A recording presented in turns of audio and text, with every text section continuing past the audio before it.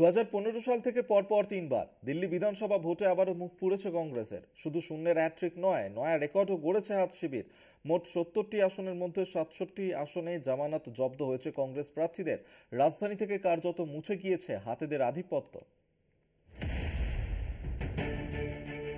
দিল্লি বিধানসভা নির্বাচনের ফলাফল প্রকাশিত। ঝাড়ুতে সাফ হয়েছে আপ, রাজধানীতে ফুটেছে পদ্ম।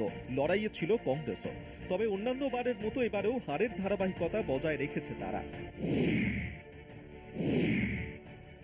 নির্বাচনের ফলাফল অনুযায়ী কংগ্রেসের সংগ্রহ মাত্র 6.5% ভোট। গতবারের তুলনায় তা 2% বেশি হলেও মান রক্ষা করতে ব্যর্থ কংগ্রেস। 2015 থেকে শূন্য হাতে ঘরে ফিরতে হয়েছে। এবারও তার ব্যতিক্রম হয়নি। কোনো আসনে জেতা তো দূর, 70টি আসনের মধ্যে 67টি আসনেই জামানত বাজেয়াপ্ত হয়েছে কংগ্রেসের। নয়াদিল্লি আসনে জামানত হারিয়ে তৃতীয় স্থান পেয়েছেন প্রয়াত প্রাক্তন মুখ্যমন্ত্রী শীলা দীক্ষিতের পুত্র তথা প্রাক্তন সাংসদ সন্দীপ দীক্ষিত। কালকাজি আসনে বিদায়ী মুখ্যমন্ত্রী আতিশী মার্লেনার বিরুদ্ধে লড়তে নেমে জামানত জব্দ প্রাক্তন আপ বিধায়ক তথা সর্বভারতীয় মহিলা কংগ্রেসের সভানেত্রী অলকা লাম্বার। কংগ্রেসের জামানত বাঁচিয়েছেন কস্তুরবা নগরের প্রার্থী অভিষেক দত্ত, নাঙ্গলই জাট কেন্দ্রে রোহিত চৌধুরী এবং বদলির দেবেন্দ্র যাদব।